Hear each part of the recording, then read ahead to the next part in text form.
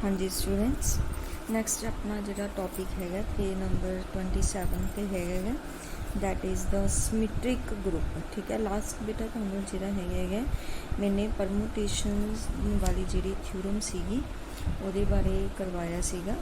ਤਾਂ ਇਹਦੇ ਵਿੱਚ ਉਸੇ ਤੋਂ ਹੀ ਆਪਣੇ ਕੋਲੇ ਡੈਫੀਨੇਸ਼ਨ ਬਣਦੀ ਹੈ ਸਿਮੈਟਰੀ ਗਰੁੱਪ ਦੀ ਕਿ if a set S has n elements, ਜੇ ਕਿਸੇ ਸੈਟ ਐਸ ਦੇ ਵਿੱਚ ਐਨ ਐਲੀਮੈਂਟਸ ਹੈ ਦੈਨ ਦਾ ਗਰੁੱਪ, ਆਪਾਂ ਇਹਨੂੰ ਗਰੁੱਪ ਪ੍ਰੂਵ ਕੀਤਾ ਸੀਗਾ ਏ ਐਸ ਨੂੰ, ਦੈਨ ਦਾ ਗਰੁੱਪ ਏ ਐਸ ਕਾਹਦਾ ਗਰੁੱਪ ਸੀਗਾ, ਪਰਮੂਟੇਸ਼ਨਸ ਦਾ on S having factorial n elements. ये आप लास्ट थ्योरम दे विच प्रूव कर चुके हैं कि एस जे कोई सैट एन एलीमेंट्स दा तो ए एस परमूटेशनस दा ग्रुप है ऑन एस, तो वो किन्ने एलीमेंट्स होंगे factorial n is called the symmetric group of degree n. इनू आप की कहांगे, सिमेट्रिक ग्रुप कहांगे ऑफ डिग्री एन। तो इनू डिनोट किया जाता है एस एन नाल डिनोट किया जाता है। Symmetric group S n is equal to group of permutations of set of a set of n elements. Clear.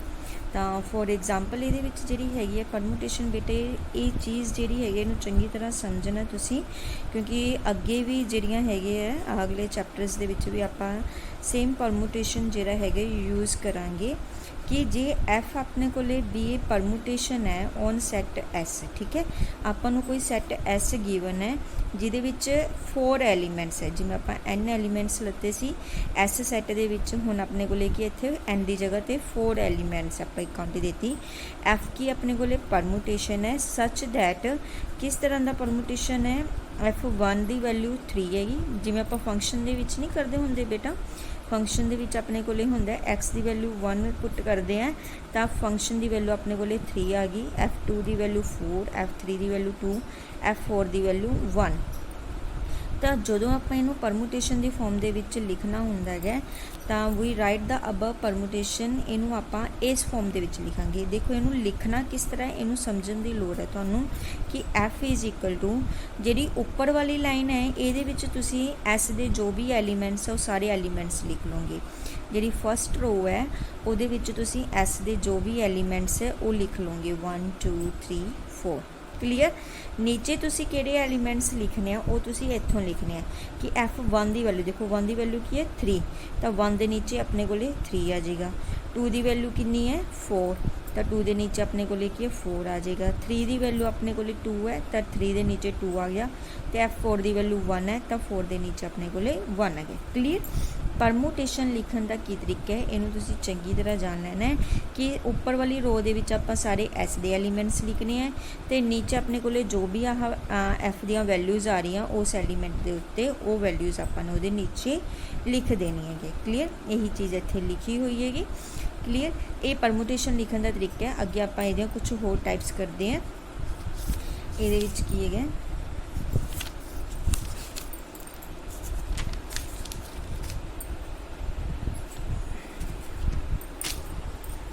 देखो अपने को जिमें मल्टीप्लिकेशन ऑफ 2 परमूटेशन, ये तुसी समझना है कि जो या तुहानू आह एफ ते जी 2 परमूटेशनस गिवन है तो तुसी ये मल्टीप्लाई किस तरह करनी है। क्लीयर। ईजी है, बहुत ईजी मैथड है, इनू तुसी चंगी तरह जो समझोगे तो ईजिली तुहानू जिहड़ा हैगा समझ आ जाएगा। देखो आ जो भी लिखा होया ये तुसी अपने आप रीड कर लियो, मैं तुहानू इस चीज़ तो समझाउणी है कि आ अपने को एफ की वैल्यू है, एफ जी दोनों की मल्टीप्लाई करनी है।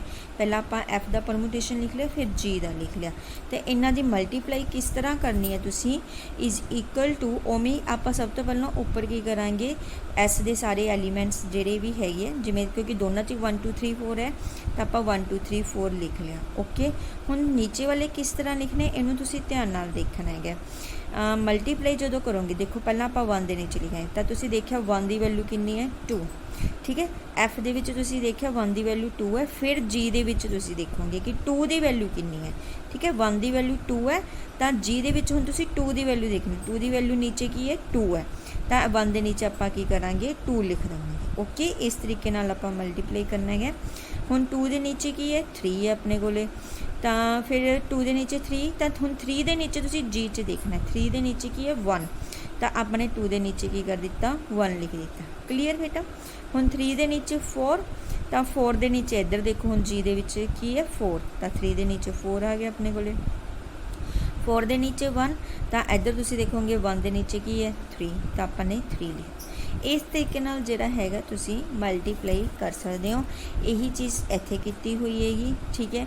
ਇਹਦੇ ਵਿੱਚ ਇਹਨਾਂ ਨੇ ਕੰਪੋਜੀਸ਼ਨ ਦੇ ਥਰੂ ਕੀਤਾ ਹੋਇਆ ਹੈਗਾ, ਕਿਉਂਕਿ ਪਰਮੂਟੇਸ਼ਨ ਦੇ ਵਿੱਚ ਕੰਪੋਜੀਸ਼ਨ ਵਾਲਾ ਫੰਕਸ਼ਨ ਆਪਾਂ ਲਾਸਟ ਥਿਊਰਮ ਦੇ ਵਿੱਚ ਪ੍ਰੂਵ ਕੀਤਾ ਸੀਗਾ। ਓਕੇ, ਤਾਂ ਬਟ ਤੁਸੀਂ ਪਰਮੂਟੇਸ਼ਨ ਜਦੋਂ ਵੀ ਮਲਟੀਪਲਾਈ ਕਰਨਾ ਤੁਸੀਂ ਇਹ ਕੀ ਹੈ ਬਹੁਤ ਈਜ਼ੀ ਤੇ ਸ਼ਾਰਟਕਟ ਮੈਥਡ ਹੈ ਕਰਨ ਦਾ। ਦੋਨੋਂ ਪਰਮੂਟੇਸ਼ਨਸ ਨੂੰ ਇਸ ਤਰ੍ਹਾਂ ਲਿਖ ਲਓ ਤੇ ਪਹਿਲੇ ਦੇ ਵਿੱਚੋਂ ਐਲੀਮੈਂਟ ਚੱਕਿਆ, ਫਿਰ ਜੋ ਵੈਲਿਊ ਆ ਜਾਏਗੀ ਉਹੀ ਦੂਸਰੇ ਦੇ ਨੀਚੇ ਤੁਸੀਂ ਦੇਖ ਲੈਣਾ, ਦੂਸਰੀ ਪਰਮੂਟੇਸ਼ਨ ਉਹ ਵੈਲਿਊ ਤੁਹਾਡੇ ਕੋਲ ਆਨਸਰ ਆ ਜਾਏਗੀ। ਓਕੇ, ਉਸ ਤੋਂ ਬਾਅਦ ਨੈਕਸਟ ਜੋ ਡੈਫੀਨੇਸ਼ਨ ਆ ਜਾਂਦੀ ਹੈ ਉਹ ਆਪਣੇ ਕੋਲ ਹੈਗੀ ਹੈ ਸਾਈਕਲਿਕ ਪਰਮੂਟੇਸ਼ਨ ਦੀ।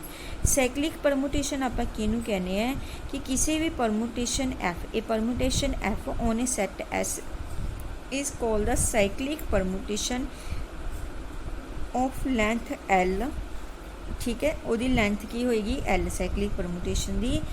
if there exists x1 x2 so on xl belongs to S such that, ਇਹਦਾ ਮਤਲਬ ਕਿ ਇਹ ਦੇਖੋ fx1 is equal to fx2, fx2 is equal to x3 ਤੇ fxl minus 1 is equal to xl ਤੇ fxl is equal to x1।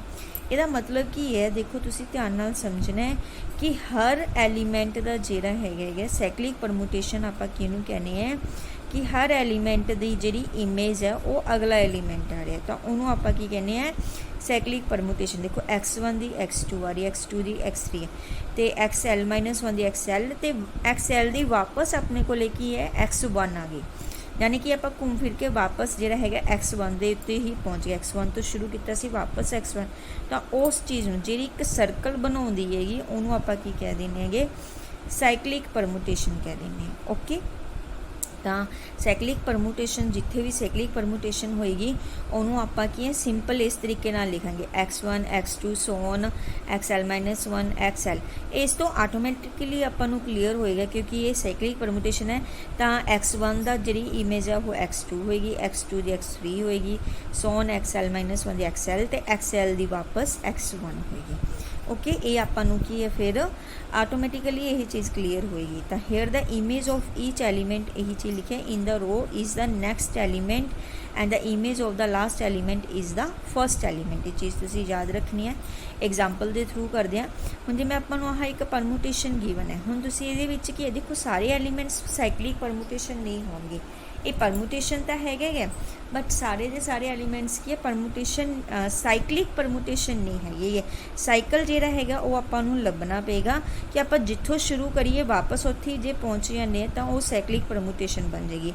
हुण तुसीं इहदे विच देखो 1 की इमेज की है 3 है, तो 3 की इमेज की है 4 है, तो 4 की इमेज अपने को वापस 1 आ गई। क्लीयर, तो हुण 1 3 ते 4 आपस में मिलके की बनाते है एक साइकिल बनाते हैं। Is a cyclic permutation. तो लेंथ किमें पता चली आपां नूं क्योंकि 3 एलीमेंट्स है तो ये लेंथ की होगी अपने को 3 होगी। क्लीयर, ये जो 2 5 6 है ना ये अपने को साइकलिक परमूटेशन च नहीं। देखो आप परमूटेशन तो यही है बट साइकलिक परमूटेशन उही होएगा कि जिथों आप शुरू करिए वापस उत्थे पहुँच गए तो अपने को साइकलिक परमूटेशन बनेगा। 1 दा 3 3 दा 4 4 दा 1 तो 1 3 4 की है साइकलिक परमूटेशन है। 2 5 6 ये अपने को साइकलिक परमूटेशन नहीं है। इन्होंने आप की कहने हैं invariant elements. Here the element whose image is the element itself. देखो सेम ही आ रही है ना 2 दी 2 5 दी 5 6 दी 6 अजिहे एलीमेंट जिन्हां दी इमेज वो खुद ही होन तो उन्होंने आप कह देना इनवेरिएंट एलीमेंट्स कहने हैं। 2 5 6 की अपने को इनवेरिएंट एलीमेंट्स है। Clear, length of a cyclic permutation is a number of जिन्ने भी साइकिल के एलीमेंट्स वो आ जाते हैं। तो cyclic permutation of length L is called L cycle भी कह देंगे उन्होंने। ए साइकिल ऑफ लेंथ 1, ठीक है, कोई भी अजिहा साइकिल जिहदी लेंथ की है 1 है यानी कि वो एक ही एलीमेंट है इज़ द आइडेंटिटी परमूटेशन। उन्होंने आप की कहने हैं आइडेंटिटी परमूटेशन कहने हैं। यानी कि इस परमूटेशन के विच जे सपोज हरेक एलीमेंट की इमेज खुद ही होंदा जिवें 1 दी 1 2 दी 2 3 दी 3 4 दी 4 5 दी 5 6 दी 6 है ना, तो उन्होंने आप की कहते आइडेंटिटी परमूटेशन कहने। ए साइकिल ऑफ लेंथ 2, देखो ये तो 3 एलीमेंट सी जे सपोज 2 ही एलीमेंट होंगे 1 दा 3 3 दा 1 आ जाता तो वो की अपने को लेंथ 2 बन जाती है। इस कॉल द ट्रांसपोजिशन और बाईसाइकिल और 2 साइकिल भी उन्होंने कह देंगे। क्लीयर।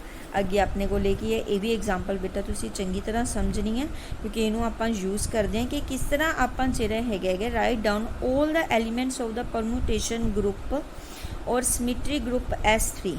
ये तुसी समझना है कि जो तुहानू इस तरह लिखा जाता है कि S3 है और वो तुसी सारे परमुटेशन ग्रुप लिखो या सिमेट्री ग्रुप लिखो। S3 का मतलब की है, वो नंबर ऑफ एलीमेंट्स 3 है। S they which number of elements 3 है, 1 2 3, ठीक है। तो हुण तुसी ये की करने सैकलिक परमुटेशनस लिखने, तो परमुटेशनस किन्ने होणगे जे S दे विच N एलीमेंट्स है, तो जे N एलीमेंट्स है तो आपां नूं पता परमुटेशन किन्ने हुंदे, फैक्टोरियल N हुंदे है। तो ये 3 एलीमेंट्स है, तो अपने को परमुटेशन च किन्ने एलीमेंट्स होणगे, फैक्टोरियल 3। फैक्टोरियल 3 नूं खोलना होंदा तुहानूं 3 × 2 × 1 तो 6 हो गए ये एलीमेंट्स। ये परमुटेशन दे विच अपने को लेके 6 एलीमेंट्स होंगे। हुण 6 एलीमेंट्स लिखने किस तरह ये तुसी समझना है, क्लीयर। देखो बेटा तुसी 6 एलीमेंट्स लिखने तो 6 वारी जिहड़ी हैगी आह ब्रैकेट जिहड़ी इनू तुसी लिख लेना है। तो हरेक दे विच जिहड़ी फस्ट रो है वो तुहाडी सेम ही रहेगी। मैं तुहानूं दस्सिया सी 1 2 3 1 2 3 1 2 3 1 2 3, ओके। तो आपां ने जिन्ने भी ये साइकल्स बनते हैं या परमुटेशन वो सारे दे लिखेंगे। देखो पहला की आएगा, पहली अपने को आइडेंटिटी आ जाएगी, है ना, जिस मैं आइडेंटिटी परमुटेशन हुणे मैं तुहानूं इत्थे दस्सिया सी किहड़ी हुंदी है, जो हरेक एलीमेंट की इमेज वो खुद ही होवे, जिवें 1 दी 1 2 दी 2 3 दी 3। तो एक ही होगी अपने को आइडेंटिटी होगी। तो इनू आई नाल भी लिखा जाता है आइडेंटिटी परमुटेशन, ओके। ये फस्ट हो गया। फिर आप की किया 1 दी इमेज 2 आ गई तो 2 दी इमेज 1, 1 दी 2 2 दी 1, 1 दे नीचे 2 2 दे नीचे 1, 3 एज इट इज़ पे है। तो इनू आप साइकिल बन गया ना, देखो 1 तो 2 का, तो इनू आप 1 2 लिखांगे। जिहड़ा एलीमेंट सेम हुंदा है, सेम इमेज हुंदी है, उहनूं लिखण दी लोड़ नहीं हुंदी, उहनूं तुसीं छड्ड दो 1 ते 2। हुण अगले दे विच तुसीं इस 3 सेम ले लिया सी, इस 2 सेम ले लो, तो 1 दे नीचे 3 है, 3 दे नीचे 1 आ गया। इनू तुसीं छड्ड दो तो साइकिल की बन गया 1 3 बन गया। इस तरह लिखेंगे।